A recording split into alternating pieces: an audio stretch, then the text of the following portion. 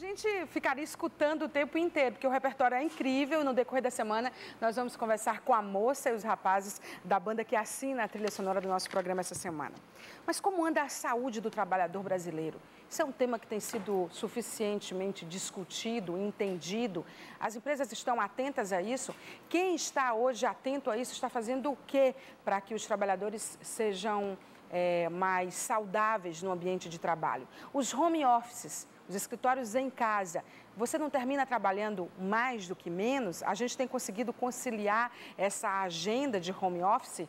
E, principalmente, quais são as doenças mentais de pessoas que trabalham hoje na segunda década do século XXI? Quais as doenças que nos abatem mais no ambiente de trabalho?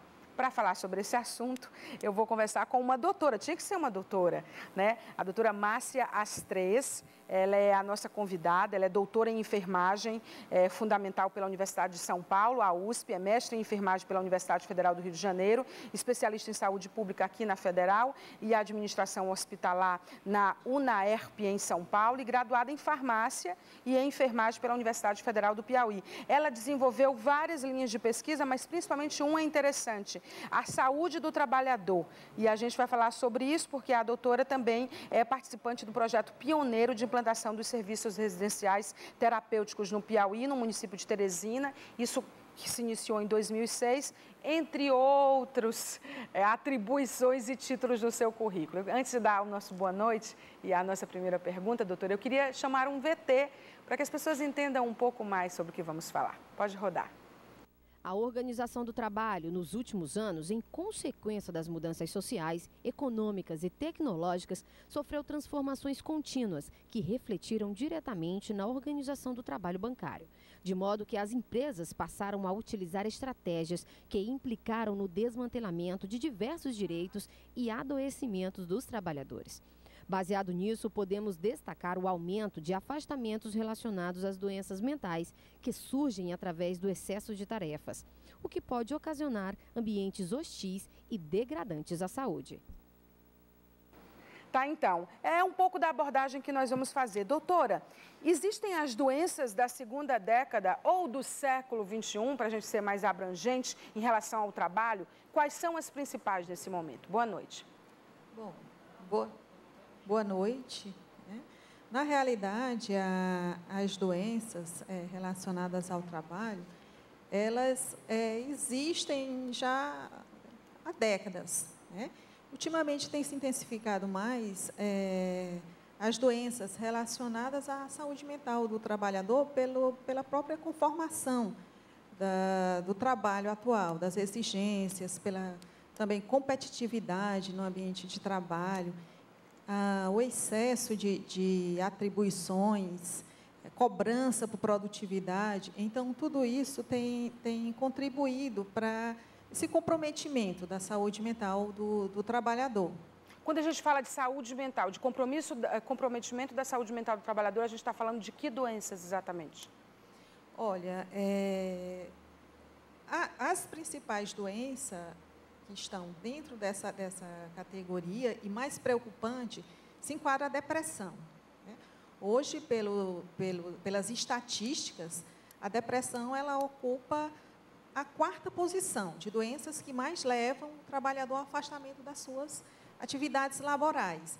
E isso é bastante preocupante pela crescente evolução desse problema de ordem psiquiátrica. E, inclusive, a estimativa para 2020 é que a depressão passe a ocupar a 2ª posição, certo? Então, a depressão... Então, ela vai estar variando com que outras doenças nesse ranking que é montado? No ranking que está variando, são outras doenças que não estão relacionadas especificamente à saúde mental. Então, outra doença que tem afetado muito os trabalhadores são as doenças osteomusculares. Repetição de movimentos, postura inadequada no ambiente de trabalho, são as famosas LER-DORT, né, que é a lesão por esforço repetitivo. É interessante porque as empresas estão tendo hoje menos funcionários e exigindo mais produtividade. Isso termina se refletindo na saúde do trabalhador, eu imagino. E certamente, inclusive, dentre os motivos que têm ocasionado e levado ao maior adoecimento, exatamente o excesso de carga trabalhada, carga horária trabalhada, e isso vem refletir pela redução do número de trabalhadores, isso passa a exigir mais horas dos trabalhadores, a cobrança também pela produtividade e pelo rendimento do trabalhador. Esses são fatores que têm contribuído de uma forma muito incisiva e significativa na questão do adoecimento do trabalhador. Para a gente abordar os dois lados, só não demonizar as empresas, o que o trabalhador, quando você diz que tem que ser, isso tem que ser observado tanto pelo trabalhador como pelas empresas, o que ele tem que fazer em relação a isso? Porque a gente percebe que hoje nós, seres humanos, somos muito pouco resistentes, tudo nos abate, tudo nos deixa traumatizado, tudo nos deixa triste, para baixo, né? A gente tem pouca resistência, tem pesquisas que mostram isso. E a gente tem pouco jogo de cintura nessa questão. Não estou falando de trabalhar mais em condições piores, mas a gente tem pouco jogo de cintura, principalmente numa sociedade em que nós somos educados para fazer mais coisas em menos tempo. A própria cabeça hoje do jovem, da criança, do adolescente que está na escola, da mesma forma que ela forma um pensamento fragmentado, fruto desse mundo moderno, de internet, e que ela é uma geração dos milenais que conseguem desempenhar várias funções ao mesmo tempo, a gente tem que se reeducar nesse sentido psicológico e físico a esse mundo que está aí e que, pelo visto, não vai mudar e vai só piorar. Quais são as dicas? Bom, então o trabalhador ele tem que, primeiro, ter um autoconhecimento, reconhecer seus limites. Não adianta o trabalhador querer exercer uma atividade superior às suas capacidades. Todas as pessoas têm o seu limite. Então, é importante que ele conheça o seu limite, né? É importante que ele adote atos seguros no seu ambiente de trabalho. É importante que ele procure também, fora do trabalho, ter uma qualidade de vida, lazer. Tem funcionários que, às vezes, chega o período de férias e ele não quer. A gente sente culpa quando tira férias, Sente culpa, tem até a síndrome das férias. Tem medo de ser punido, de voltar e ter alguém no lugar. Exatamente, tem receio. Às vezes, mulheres retardam até a gestação, passam 6 meses fora e ela tem receio de perder o seu lugar, perder a sua função, a sua mesa, certo? Então, ele tem que assimilar que o trabalho é ocupa um lugar importante na vida dele, tanto no aspecto econômico quanto também moral. Gostar do que faz também é super importante, né? Porque o que é um peso para a maioria das pessoas, para você é um prazer, que você gosta tanto, se realiza tanto, que você nem sente que está trabalhando, você se diverte, é feliz com o que faz. Eu acho que procurar uma profissão que você goste do que faz é super importante para evitar doenças como a que você cita. Certamente. Você tocou num assunto extremamente importante, que é a questão da afetividade pelo que você está realizando. Então, é importante procurar alguma atividade, alguma profissão que vá atender tanto ao seu anseio, não só econômico, para atender essa sobrevivência material, mas também o seu desejo pessoal. Porque a pessoa adoece, né? Às vezes a gente vai numa empresa onde é claro que as pessoas odeiam o que estão fazendo. Elas estão mal-humoradas, mal resolvidas, elas tratam mal aquele que é o cliente ou que é o paciente, então, ou que é o seu público-alvo. Então, está na cara que aquelas pessoas odeiam o que estão fazendo e não deveriam estar ali, na verdade. Mas, por uma questão de sobrevivência, elas terminam tendo que fazer isso. Qual é a saída para quem tem esse tipo de comportamento e que até não tem saída também, de ou faz aquilo porque é o que tem para fazer, é o que está no mercado de trabalho, ou não tem como se sustentar, sobreviver, por exemplo? Talvez a saída fosse, não sei se seria bem uma saída, mas seria mais uma prevenção, como eu falei. O jovem, quando ainda está para decidir, por decidir, é importante que ele faça o exame, faça estudos vocacionais para saber se de fato é aquele. Porque o trabalho, ele não precisa ser um fardo, ele não deve ser um fardo. Não deve ser. Ele deve ser uma fonte de prazer, né? E não uma fonte de sofrimento. Então, como você falou, quando você ama o que você faz, você tem mais possibilidade de fazer um trabalho bem feito, de você se realizar como pessoa naquela profissão. E, com isso, lógico, o reconhecimento profissional vem fruto de tudo isso. É natural, de sua dedicação. né? É natural, Quem acontece. adoece mais, o homem ou a mulher? Quem tem mais tipos de problemas, de doenças no trabalho, o homem ou a mulher? Nas suas pesquisas, no que você acessa, o que mostram? Olha, em relação à questão de sexo, não existe assim muita diferenciação. O que existe em relação da atividade que a pessoa executa, né, com o risco que ele está envolvido, a ocupação, os riscos ocupacionais que ele está envolvido. Por exemplo, se você perguntar na construção civil, quem é que vai mais sofrer acidente de trabalho? Por uma questão de... Os homens, né? Porque a então, maioria. Hoje ainda é assim... Eles são a maioria. O campeão de acidente de trabalho, construção civil, são homens. Você dificilmente vai encontrar noticiários na mídia que alguma mulher morreu por uma queda, um acidente. Por quê? Porque a construção é específico, mas não é específico, mas existem mais homens trabalhando. A saúde mental dos trabalhadores, ela é mais negligenciada do que a saúde física, doutora? Tem sido? É uma questão complexa, a questão da saúde mental do trabalhador pela própria forma de diagnosticar, né? Então, para que seja diagnosticado o transtorno mental provocado pelo trabalho, exige uma série Deve ser um diagnóstico difícil, né? Porque diagnóstico como diagnosticar difícil. que aquele transtorno mental está relacionado ao trabalho? Porque é muito subjetivo, é multifatorial a doença mental. Então, até que ponto o trabalhador está depressivo, está deprimido por conta da atividade, ou ele já tinha um componente depressiva e o trabalho agravou. O trabalho não vai ser diferente. E o trabalho pode ter agravado, ou não, ele pode estar vivenciando um problema. Então, quando é para diagnosticar um problema físico, uma dermatose ocupacional, uma asma ocupacional, uma LER-DORT, como eu falei, é mais objetivo, porque está visível. Os recursos humanos não conseguem também fazer esse diagnóstico? Não consegue, também tem muito preconceito pela falta da não visibilidade do transtorno mental. Às vezes, as pessoas julgam que aquela pessoa não está doente. Não, ele não está depressivo, ele não quer trabalhar. Ele está fazendo o corpo mole para não trabalhar, certo?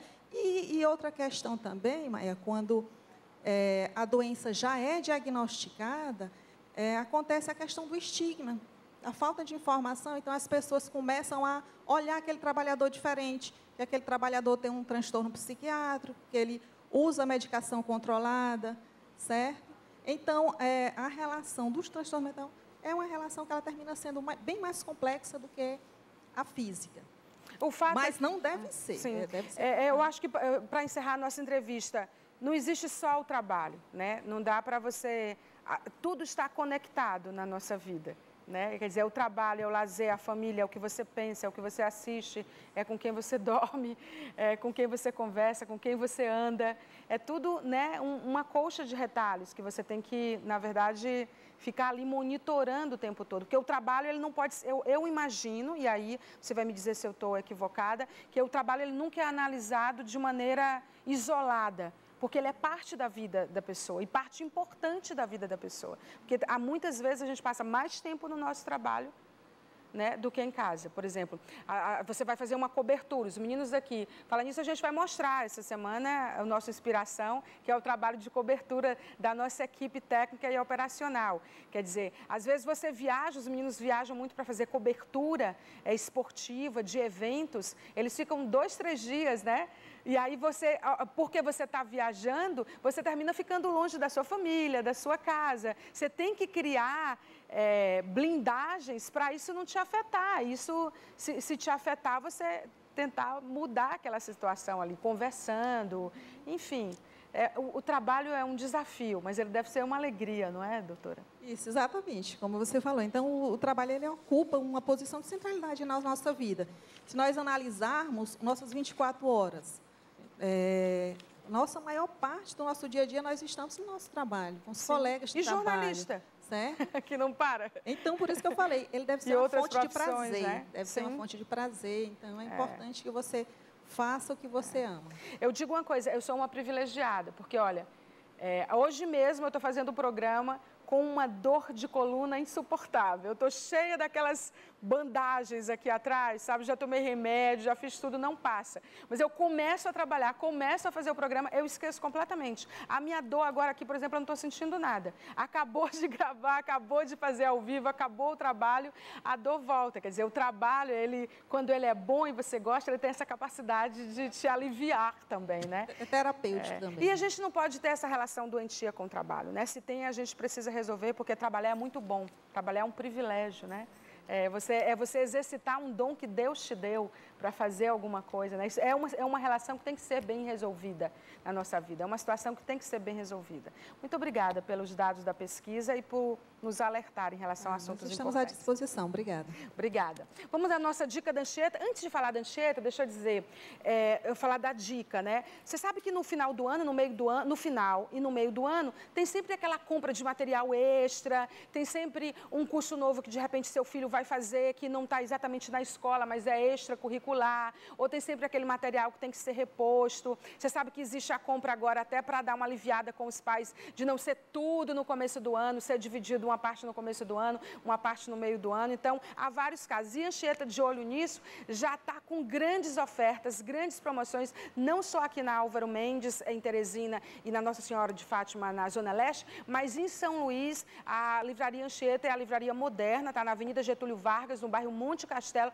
Dá uma passada lá, porque já tem tudo de material escolar para quem faz essa compra parcelada. Uma parte no começo do ano e uma parte no meio do ano, e lá parcelado para você ir pagando suavemente, tá certo? É muito legal essa preocupação da Anchieta com o nosso bolso, né? E aí, já que a gente está falando de prazer, de ter uma relação de prazer com tudo que a gente tem que fazer na nossa vida, o Drauzio Varela fez esse livro que é muito legal, Correr. Você sabe que ele é médico, oncologista, autor de vários best-sellers, né? Voluntário na penitenciária feminina de São Paulo, e ele descobriu o prazer que é correr. Ele diz que não é apenas um hobby nesse livro. Ele diz que é aquilo que dá equilíbrio, que diz que nos traz força realmente e serenidade que são necessárias para o dia a dia. Diz, correr é muito, muito, muito bom. Eu tenho muitos amigos que estão nas ruas, nas competições, não só no nosso estado, mas no Brasil todo, que estão correndo e estão muito felizes. Eu queria muito, gente, ter essa vontade de correr, mas eu tenho não só vontade agora, como necessidade,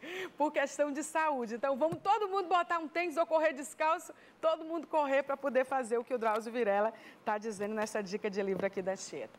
Bom, obrigada, doutora. Eu vou para o intervalo comercial. No próximo bloco, a gente vai falar sobre esse projeto incrível do Senac. A Soraya Lima já está aqui com a gente. Ela é supervisora do Senac Móvel. É impressionante como o Senac, não tem se a montanha não vai até, se Maomé não vai à montanha, a montanha vai a Maomé? Pois é um pouco isso. Você está longe da capital, longe desses serviços e cursos incríveis, o Senac vai até você, que é o Senac Móvel. A Soraya vai explicar tudo para a gente, como é que você faz para solicitar, quantas cidades já foram beneficiadas. É um projeto bem bonito. Eu volto depois do intervalo com a Soraya falando desse assunto. Canzone, vão tocar o que pra gente? Que banda ótima. Quando a gente ama as almas dele. Opa!